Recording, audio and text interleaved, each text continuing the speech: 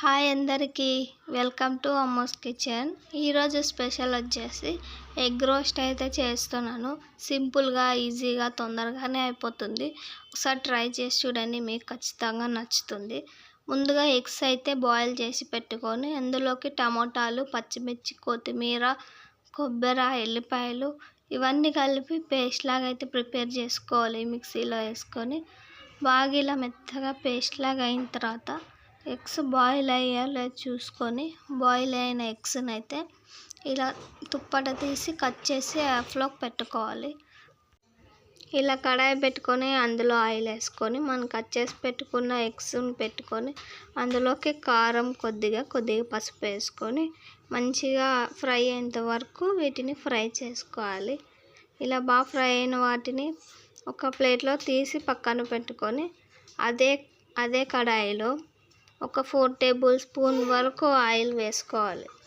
Oil వేసుకున్న తర్వాత అందులో కట్ చేసి పెట్టుకున్న ఆనియన్ ముక్కలు, అలాగే కొద్దిగంత కరివేపాకు వేసుకొని బాగా కలిసేటట్టు కలుపుకోవాలి. ఈ ఆనియన్స్ అనేవి గోల్డెన్ బ్రౌన్ కలర్ వచ్చేంత వరకు బాగా ఫ్రై అయిన తర్వాత అల్లం వెల్లుల్లి పేస్ట్ వేసుకొని కలుపుకొని పచ్చివాసన పోయిన తర్వాత కొద్దిగంత పసుపు వేసుకొని అంత కలిసేటట్టు ఇలా కలుపుకోవాలి. ఇదంతా బాగా ఫ్రై అయిన తర్వాత మనం ముందుగా ప్రిపేర్ చేసి పెట్టుకున్న పేస్ట్ తీసుకొని మొత్తం అందులోకి వేసేయాలి.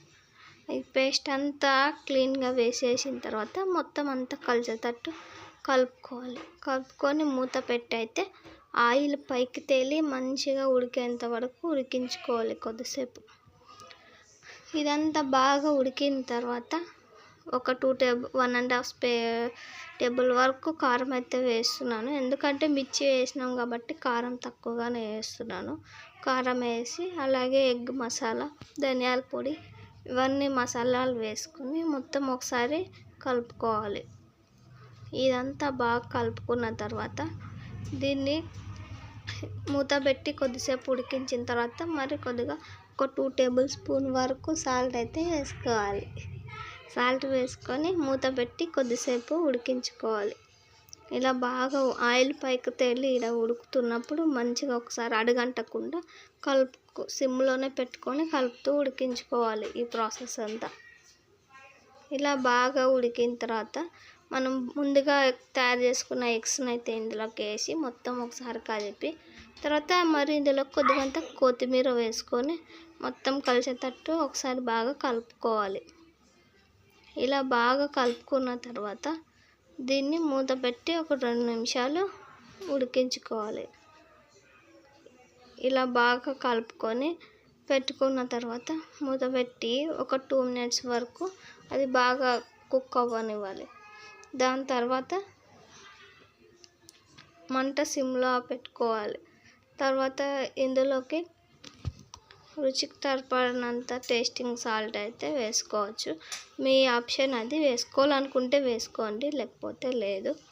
లాస్ట్లో వచ్చే టేస్టింగ్ సాల్ట్ అనేది వేసుకొని ఒకసారి మొత్తం కలుపుకొని ఒక 2 మినిట్స్ పెట్టుకొని గ్యాస్ ఆఫ్ చేసుకుంటే అంతే, వేడివేడిగా ఎగ్ రోస్ట్ అయితే రెడీ అయిపోతుంది.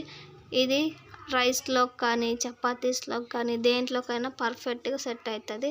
ఒకసారి ట్రై చేసి చూడండి, ఖచ్చితంగా నచ్చుతుంది. ట్రై చేసి చూసి కామెంట్ చేయండి ఎలా వచ్చిందో రెసిపీ అనేది.